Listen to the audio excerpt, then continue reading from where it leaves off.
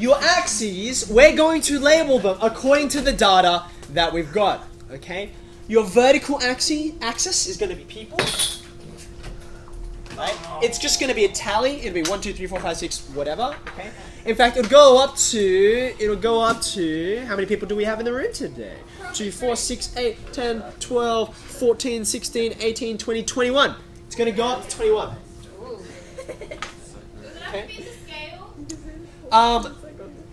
If you've got 1, 2, 3, the next number should be 4. Yeah. If the next number is 10, then the scale is wrong. Do we have to like use a ruler? Well, I think if I can see that things are roughly in the right spot, I'll be okay. I'll be happy. Right? Okay, now that's your vertical axis. Your horizontal axis is going to be the information that you provided me, namely price. Price. So you have copied the spreadsheet where everyone actually inputted the data, and it's all here. Now we need to do a bit of work with it. Okay. Remember, as we went through the 4 questions, okay, the 4 questions went up in price. They went up in price, right? So the first question we should expect the lowest numbers, and the last question we should expect the highest numbers. Make sense? Okay. Now I have no idea, like I literally don't because I haven't looked at this data yet. I have no idea what's going to go on this price axis here. I'm going to go off the data that you supplied me, and you are going to as well. So here's what I'd like you to do. Take your first column of data. That's this one here. I keep forgetting I'm not plugged in. Okay, so I've called it column B. This would be the so low that this product is probably a bit dicey, okay? What we're going to do is, in Excel, and if you're in Google Docs, there's a very, very similar kind of setting. In Excel, I'm going to go to data.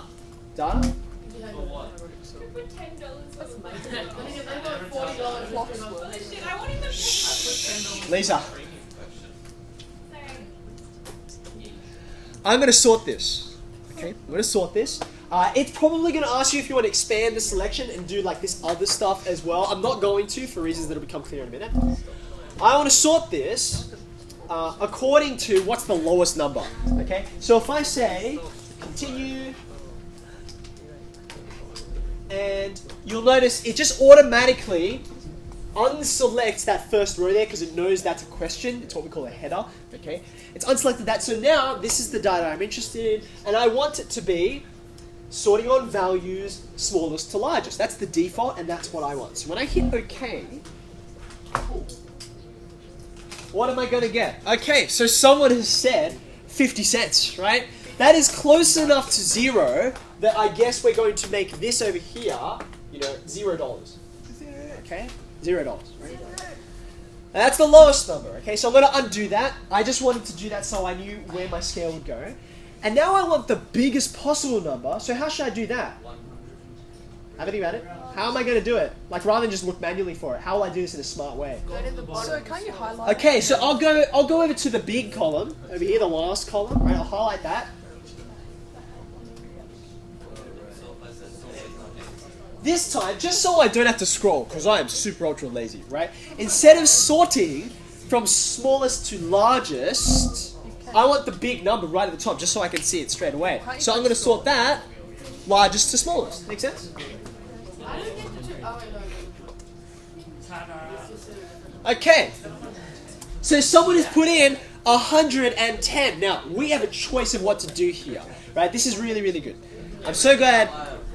I'm just curious. Who put in 110? Well done. Okay. Well, no, I wanted an honest answer. I wanted it all to be done individually. So fine. Okay, yeah. Thumbs up. Now, we have a choice as mathematicians, and kind of what we're doing now is kind of statistical analysis, so statisticians. We have a choice as statisticians about what to do with this data.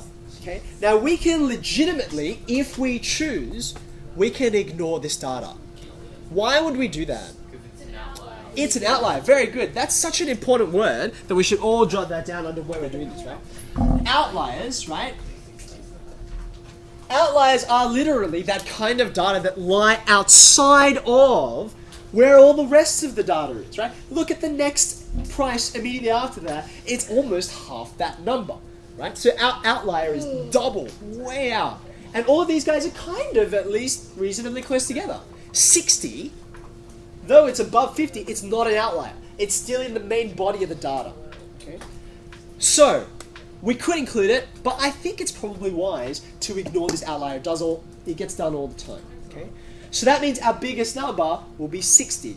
Okay? So, on our horizontal axis, I'm going all the way from $0 all the way up until $60. Okay? Now, at this point here, the amount of detail that we put in here is literally whatever we want. Okay? If you have a look further down the data, right, you can see, for instance, that these amounts of money in here, they're within just $1 or $2 of each other. Over here, they're also all quite close. Okay? So I could, if I wanted to, just go 0, 10, 20, 30, 40, 50, 60, right? I could if I wanted, but I'm going to lose a lot of important detail that's in the information here, right? So probably going up in tens, not a sufficient amount of detail. Do you get this? As mathematicians, we get to decide this kind of thing depending on what is useful to us. Okay? So, I'm not going to put all of the markings on here because it'll take me too much time at the moment. Okay? I'm just going to put on enough to start. Right? So, I've put on a halfway point because that's quite easy to see even if you don't have a ruler. Right? I'm going to put another halfway point here and here.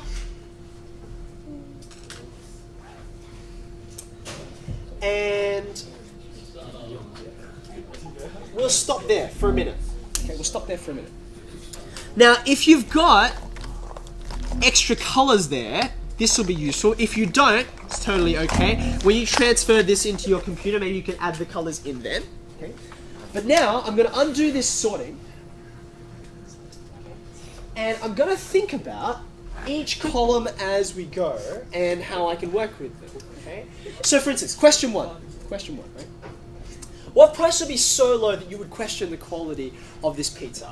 Okay? I can track along how many people think a certain price is so low that they're like, no way, I'm not going to buy that. Okay? For instance, let's go back to this.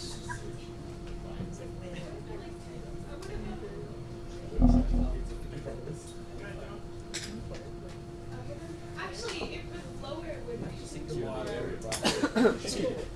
67 cents. Okay, shh. Can you see? Let's have a look at these numbers here, right? And you should sort of so you can see something similar. When you look at these numbers, they range from 0 all the way up until 10. Okay, 0 up until 10. So, what I've got here is that if I think about, say, okay, let's go right up to the top, $1. How many people, remember how many we've got in total, okay? How many people think $1 is so low that you would question the quality of this pizza, right? Now you might say, oh, one person, right? But that's not actually true, right? If I got that pizza and I labeled it with $1, right? Raise your hand if you think that'd be too low to pay. No, I'd buy bags. Answer, everyone who put these numbers, right, hands down, everyone who put these numbers should have said, no way, I'm not touching that thing. Because even if it was $2, I wouldn't touch it. Or even if it was $3, I wouldn't touch it. Okay? So anyone who put in these numbers, right? Yeah, I question it, but then I still eat it. I like food. We're talking about price points, right? Okay. Price points. I asked you to take it seriously. Okay, well, I'm thinking about buying it though, because we're talking about selling things, right? You guys weren't interested in selling those sausage sizzles for free and just giving them out and saying, would you eat this, right? We were saying, are you going to buy it? Do you think it's good enough to actually put down and buy? So I can say out of the 21 people, right, 100% of those 21 people said that $0 was too low, okay?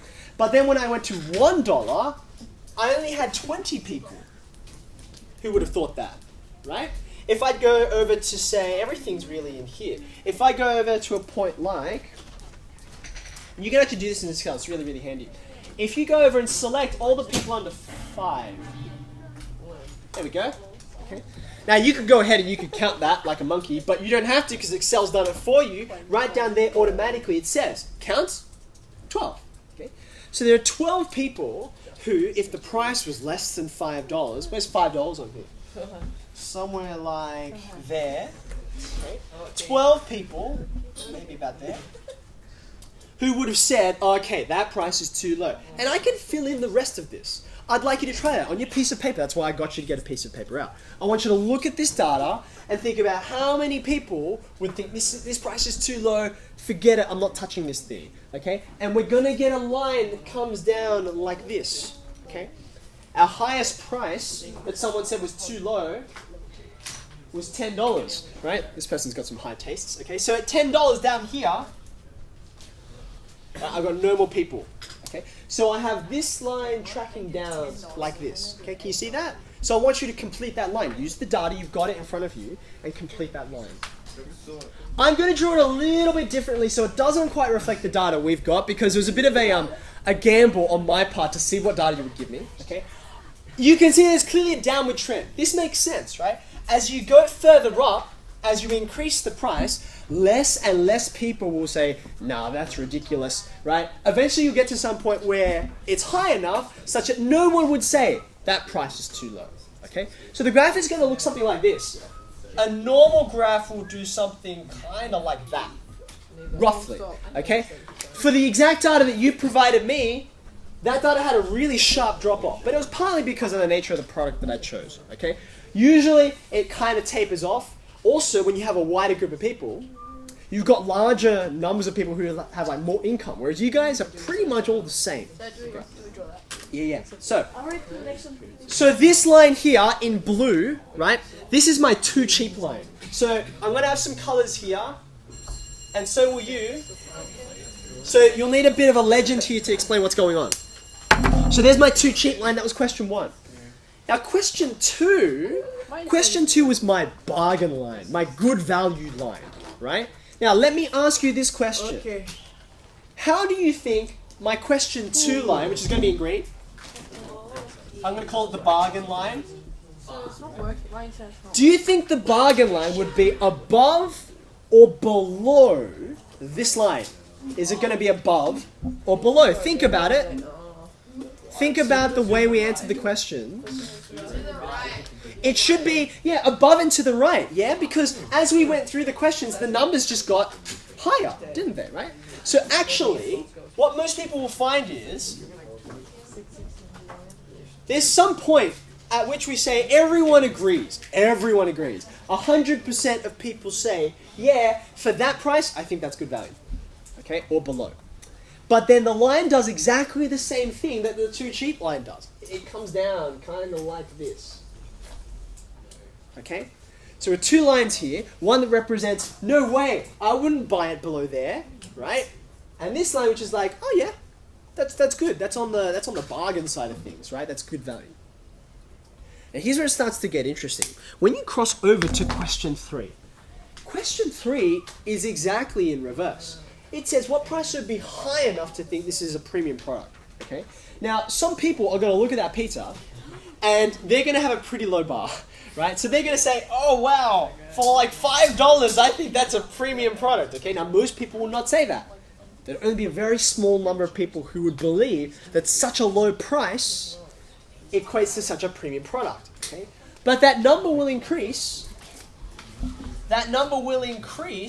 As you raise the price. Can we hit the lights, please? Okay, so in red here, we've got our premium line. Premium, okay? This is not too expensive. It looks like it must be just sort of upmarket stuff, right? Our last question, our 4th question was too expensive. Think again. Be thoughtful with this one. Where do you expect this line to go in relation to our other lines? It should be the same as the red one, just more to the right. Very good. These prices are higher again, right? So they're going to the right, okay? So they're going to do something like this. No, that should go up to this. Okay? So I have 4 lines here. And now we can draw some conclusions from this. Actually, I'm going to hold on to this.